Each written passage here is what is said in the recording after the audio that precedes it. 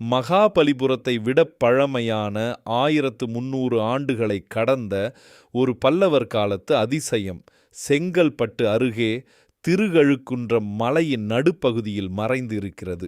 ஒரே பாறையை குடைந்து உருவாக்கப்பட்ட இந்த குடைவரை கோவிலை குயிலரங்கத்தில் இன்று பார்க்கலாமா? திருகழுகுன்றம் வேதகிரீஸ்வரர் கோயிலுக்கு செல்லும் அதே நுழைவு வாயில் வழியாகத்தான் இந்த குடவரை கோயிலுக்கும் செல்ல வேண்டும். ஆனால் மலையின் மத்தியில் பாதைகள் இரண்டாக பிரிகின்றன. பலரும் நேராக மேலிருக்கும் வேதகிரீஸ்வரர் கோயிலுக்கு சென்று விடுகிறார்கள். ஆனால் அந்த பாதையின் அருகே 1300 ஆண்டுகளாக அமைதியாக மறைந்திருக்கும் ஒரு பல்லவர் கால உலகமும் இருக்கிறது. அந்த இடத்தை அடைவதற்கு முன் மலைமேல் இருக்கும் வேதகிரீஸ்வரரையும் பல நூற்றாண்டுகளாக மர்மமாக பேசப்பட்ட கழுகு பாறையையும் பார்த்துவிட்டு செல்லலாம். கழுகு பாறையிலிருந்து வலது புறமாக வந்தால் நாம் பார்க்க வந்த குடவரை கோயிலுக்கு செல்லும் வழி இருக்கிறது. இந்த செங்குத்தான படிகள் வழியாக இறங்கி சென்றால் நாம் முதலாம் மகேந்திரவர்மன் காலத்தில் உருவாக்கப்பட்ட கோயிலை பார்க்கலாம். இந்த கோயிலுக்கு தனிப்பட்ட பெயர்கள் எதுவும் இல்லை. ஆனால் இது மலையின் இயற்கை பாறையையே குடைந்து உருவாக்கப்பட்டதால் ஒருக்கல் மண்டபம் என்று அழைக்கப்படுகிறது. இங்கு கருவறையில் சிவபெருமான் வீற்றிருக்க இருபுறமும் பிரம்மா, விஷ்ணு மற்றும் துவாரபாலகர்களின் நின்றகோலச் சிற்பங்கள் மிக நேர்த்தியாக செதுக்கப்பட்டுள்ளன.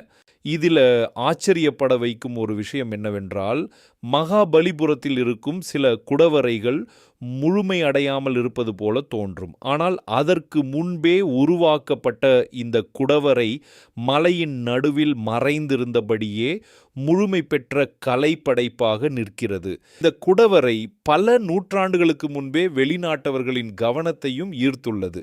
அதற்கு சான்றாக இங்கு 1667 ஆண்டைச் சேர்ந்த டச்சுக்காரர்களின் கல்வெட்டு இன்றும் இருக்கிறது. ஆனால் இந்த இடத்தில் நம்மை ஆச்சரியப்படுத்தும் இன்னொரு விஷயமும் இருக்கிறது. இங்கே தெரியும் இந்த மர்மமான தழும்புகள். குடவரையை உருவாக்கிய சிற்பிகள் தங்கள் உளிகளை கூர்மைப்படுத்த பயன்படுத்தியதால் ஏற்பட்ட சுவடுகளாக இருக்கலாம் என்று நம்பப்படுகிறது.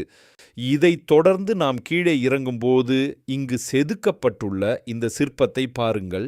தனது வாளை அருகில் வைத்துவிட்டு வணங்குவது போல இந்த வீரனின் உருவம் செதுக்கப்பட்டுள்ளது. இந்த அமைப்பை பார்க்கும்போது இந்த கோவில் எவ்வளவு பழமையானது என்பதற்கு இது ஒரு அமைதியான சான்றாகவே எனக்கு தோன்றுகிறது. தமிழ்நாட்டின் பாறைகளில் உறைந்திருக்கும் இந்த வரலாறு 1300 ஆண்டுகள் கடந்தும் ஆயிரக்கணக்கான ஒளிகளின் நினைவாக இன்னும் உயிருடன் நிற்கிறது. இத்துடன் இந்த காட்சி முடிவடைகிறது. ஆனால் நம் பயணத்திற்கும் அனுபவத்திற்கும் முடிவே இல்லை. மீண்டும் உங்களை அடுத்த காணொளியில் சந்திக்கிறேன்.